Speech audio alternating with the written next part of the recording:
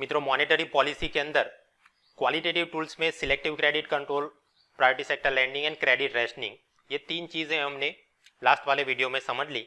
अब बाकी बचे टूल इस वाले वीडियो में देखेंगे। सबसे पहला है कंज्यूमर क्रेडिट कंट्रोल। ये क्या है? As such it is also part of this selective credit control. और वहां पर ये कैसे काम करता है देखते हैं।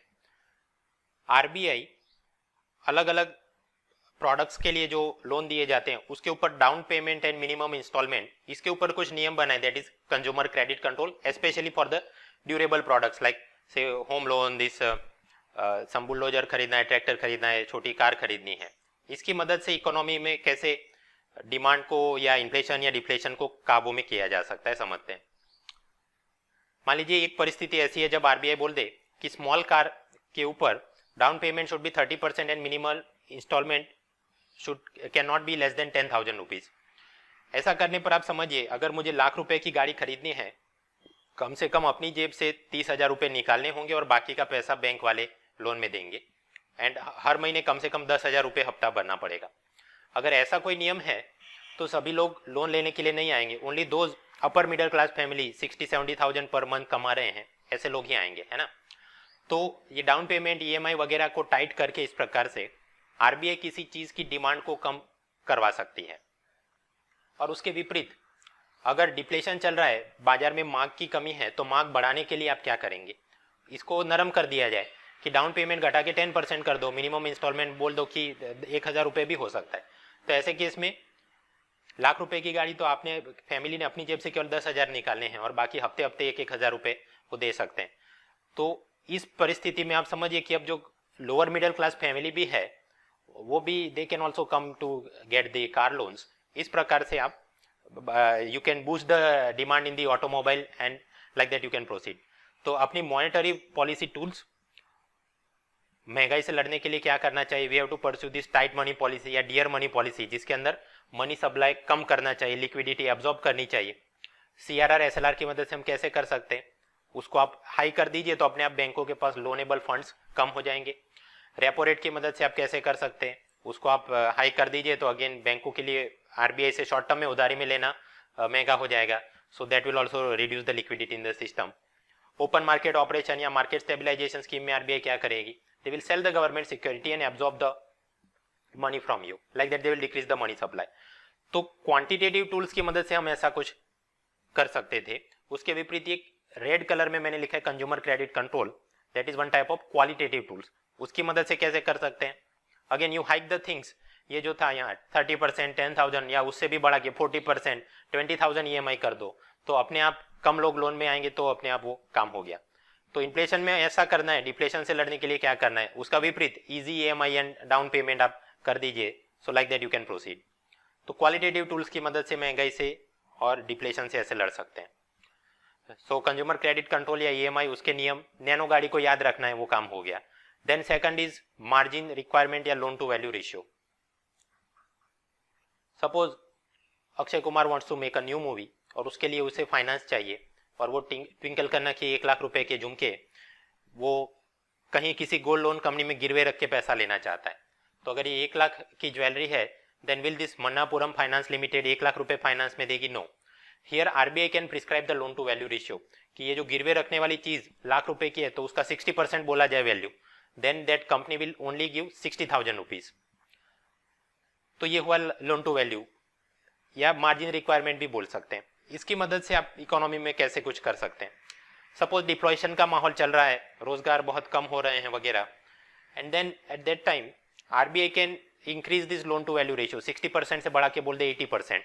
सो इन दैट केस ये लाख रुपए की ज्वेलरी रखने पर आपको 60,000 नहीं 80,000 रुपए लोन में पैसा मिल सकता है। So then this person can make a new movie, उससे स्पॉट बॉय, मेकअप मैन, सबको काम मिल गया। Then they will go out and purchase some things and like that वापस इकोनॉमी के अंदर डिमांड बढ़ने लगेगी और हम डिफ्लेशन से इन्फ्लेशन की तरफ वापस गति करेंगे। तो ये काम हो सकता है। सिमिलरली उद्योगपति अपने सिक्योरिटी जैसे शेयर, बॉन्ड, डिबेंचर, उसको गिरवे रख के बैंकों से कुछ कर्जा लेना चाहते हो, वहां पर भी RBI can prescribe such things.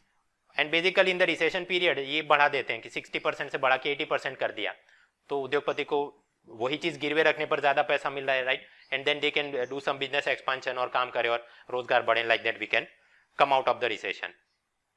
So this is selective and direct. Why selective? क्योंकि किसी एक सेक्टर को फोकस कर सकते हैं, जैसे gold loan company, and it is direct. Repo rate में अगर आपने कटौती की तो जरूरी नहीं है कि बैंक वाले अपने ब्याज दर उतने सस्ते कर दे, बट अगर यहां पर बोल दिया कि 60% करना है, then they have to compulsorily follow that thing. तो इसकी मदद से मॉनेटरी पॉलिसी हम कैसे कुछ कर सकते हैं? महंगाई से लड़ना है, you have to reduce the money supply. So in case of this loan to value ratio या margin requirement, what you do is you lower that thing. 60% के बदले बोल दो 40%, तो अक्षय कुमार लाख रुपए के झुमके देगा तो भी फाइनेंस में उसको 40,000 भी मिलेंगे, राइट? तो अपने आप वो लिक्विडिटी मनी सप्लाई इस प्रकार से आप काबू में कर सकते हैं। उसके विपरीत डिप्लेशन से लड़ना है तो क्या, उसका उल्टा बोल दो, you have to raise the loan to value thing, 60% से बढ़ा के 80% कर दो, ताकि उतना ही गिरवे रखने पर उसको ज्यादा पैसा मिले, makeup man and spot boy सबको मिल जाए, and everything can work out. तो हमने ये कंज्यूमर क्रेडिट कंट्रोल, वहां पर आप नैनो गाड़ी याद रखो, EMI वगैरह, लोन टू वैल्यू रेशियो या मार्जिन रिक्वायरमेंट, वहां पर आप अक्षय कुमार और वो गोल्ड लोन कंपनी याद रखो। Now remaining 2 tools of the qualitative policy, moral suasion and direct action. ये क्या है? मॉरल सुएशन मतलब नैतिक दबाव। कोई नियम सर्कुलर ऐसा कुछ बनाए बिना, जैसे अपने टीचर्स आपको बोलते हैं होमवर्क करो, पढ़ाई करो, और आप उनकी 2 आंखों की आपको शर्म लगती है और आप थोड़ा सिंसियर होकर काम करें, that is moral suasion. Governor Raghuram Rajan, उन्होंने अपने कार्यकाल में रेपो रेट के अंदर करीब 150 बेसिस पॉइंट की कटौती की, लेकिन सामने बैंक वाले अपने ब्याज दर सस्ते कर नहीं रहे थे। So in the seminars and conferences and convocation, RBI governor Raghuram Rajan, he would nudge the banks to cut the lending rates. ऐसा बोलते थे, ऐसा करना चाहिए, मैंने तो अपना काम किया। सो ये क्या है? मॉरल सुएशन, नैतिक दबाव है। और जैसे टीचर हमेशा यही बोलते रहते हैं, बेटा लेसन करो, पढ़ाई करो। Similarly after Rajan was gone, सितंबर 2016 के अंदर उर्जित पटेल नए गवर्नर बनते हैं, और फिर ये फरवरी 2017 में उन्होंने एक इंटरव्यू दिया, तो अगेन वही बात वो भी रिपीट कर रहे हैं tape. RBI governor Urjit Patel nudges the banks to reduce the lending rates. ये क्या है? नैतिक दबाव। And Raghuram Rajan, he would even nudge the chief ministers. क्यों? मान लीजिए कि कोई चीफ मिनिस्टर चाहता है कि उसकी पार्टी के नाम पे मुफ्त लैपटॉप और टैबलेट विद्यार्थियों को दिए जाए, लेकिन राज्य सरकार को स्टैम्प ड्यूटी, वैट, ये लिकर एक्साइज वगैरह से उतना पैसा मिल नहीं रहा है, तो क्या करना पड़ेगा? आपकी चादर के हिसाब से पांव आप लंबे पसारना चाह रहे हैं, नए लैपटॉप मोबाइल देने हैं, then you have to borrow the money. So state government will issue government securities, उस हिसाब से physical deficit, money supply, right? तो जब इस प्रकार से राज्य सरकार के पास रेवेन्यू नहीं होगा और वो कुछ करना चाहते हैं, दे will go for government security. उस हिसाब से RBI ने अपने मॉनेटरी पॉलिसी में जो भी ओपन मार्केट ऑपरेशन या रिजर्व मनी के प्रोजेक्शन बनाए हों, वो गड़बड़ा जाएंगे। Therefore what Raghuram Rajan would do is, वो थोड़े थोड़े समय पे राज्यों के चीफ मिनिस्टर की कर्टसी विजिट, शुभेच्छा मुलाकात लेते थे और उनको भी नज करते थे कि सर आप अपना राज्यों का रेवेन्यू बढ़ाइए, फिजिकल डेफिसिट जरा काबू में लीजिए, ताकि हम महंगाई से लड़ सके, मेरे मॉनेटरी पॉलिसी में मुझे मदद मिले।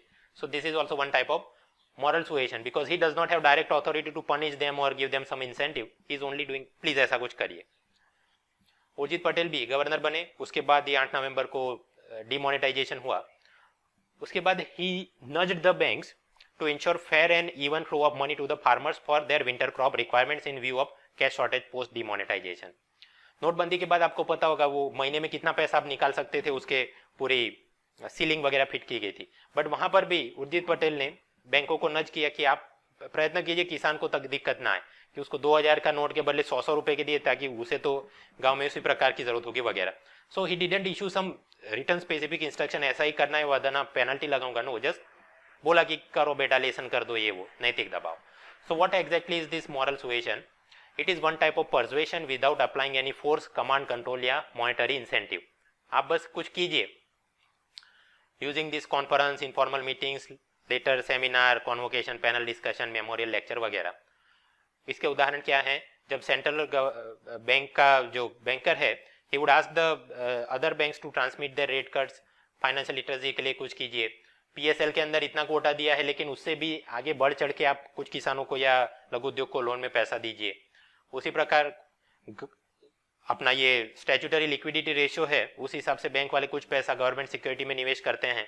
They also have the option की कैश या गोल्ड में भी पैसा डाल सकते हैं, बट कुछ वर्ष ऐसे जाते हैं जब सरकारों को ज्यादा उधारी की आवश्यकता हो, तो उस वक्त RBI गवर्नर के नॉट द बैंक्स की भाई आप जरा गवर्नमेंट सिक्योरिटी में ज्यादा निवेश करिए, इवन अबव SLR कुछ हो सके तो करिए। सो that is also an example of moral suasion.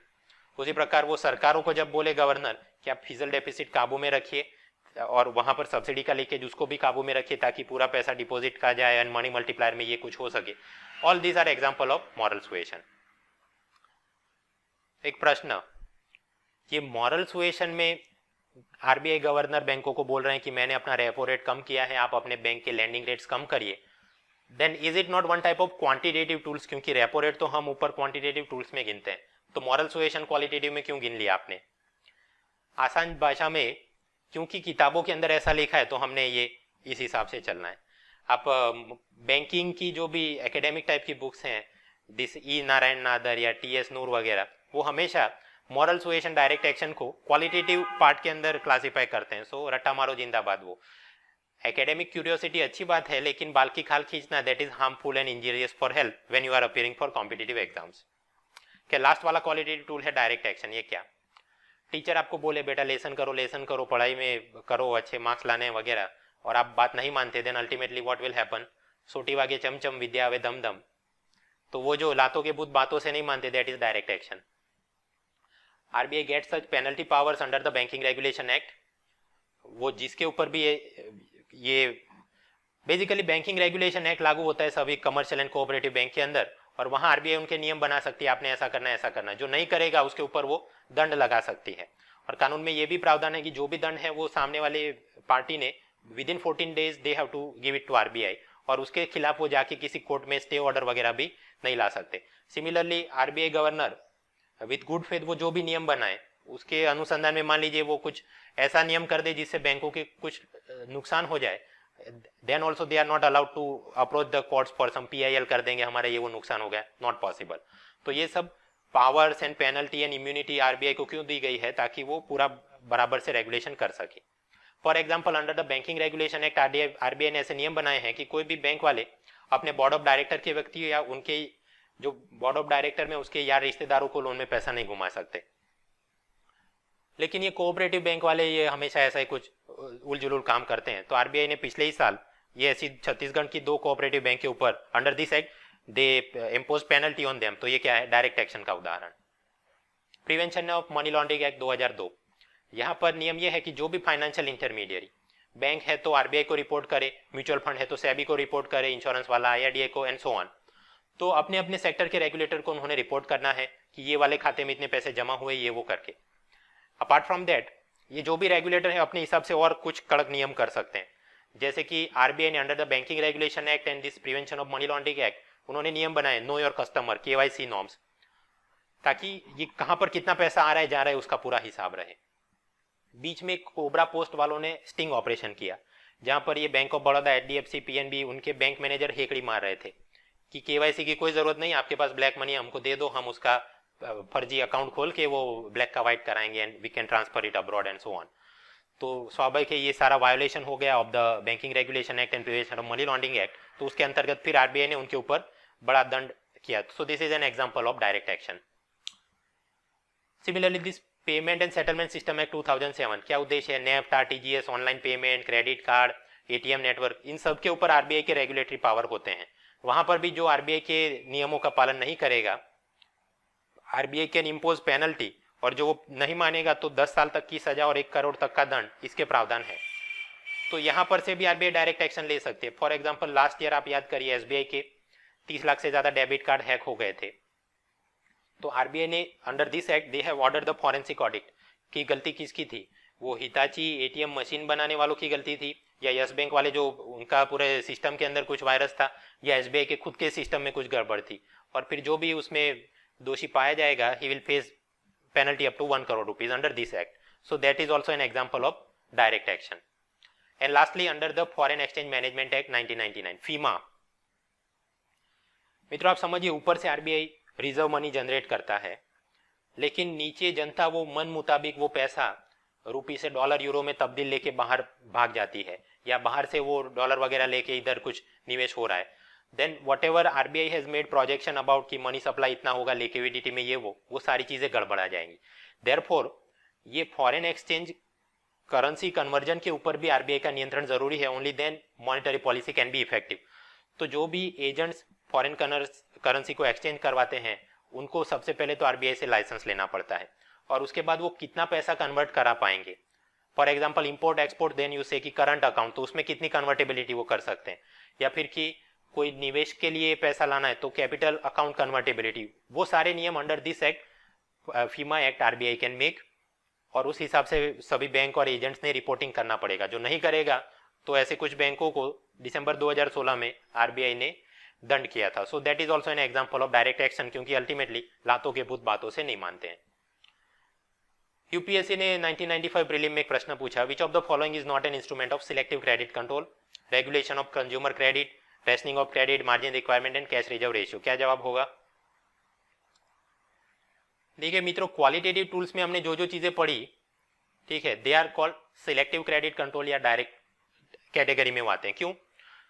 For example margin requirement, तो गोल्ड लोन कंपनी ने वो मानना ही पड़ेगा, and RBI can selectively approach one type of industry कि ईएमआई के अंदर वो बुलडोजर का ईएमआई कम करवा दे कि मुझे ये इंफ्रास्ट्रक्चर बढ़िया करवाना है, या फिर कि प्रायोरिटी सेक्टर में वो बोल दे कि पूरा पैसा केवल रिन्यूएबल एनर्जी सेक्टर को देना है ताकि मुझे एनवायरमेंटली सस्टेनेबल चीजें चाहिए।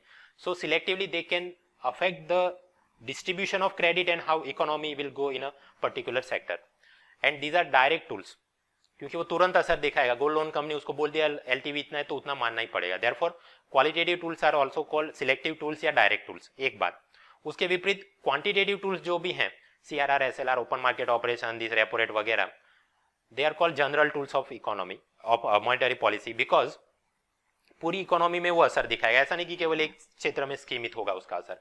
And they are indirect tools, क्योंकि अगर आरबीआई सीआरआर एसएलआर में कुछ कर दे तो जरूरी नहीं है कि बैंक वाले तुरंत अपने लैंडिंग रेट्स में उसका बदलाव कर दे, वो जरूरी नहीं है।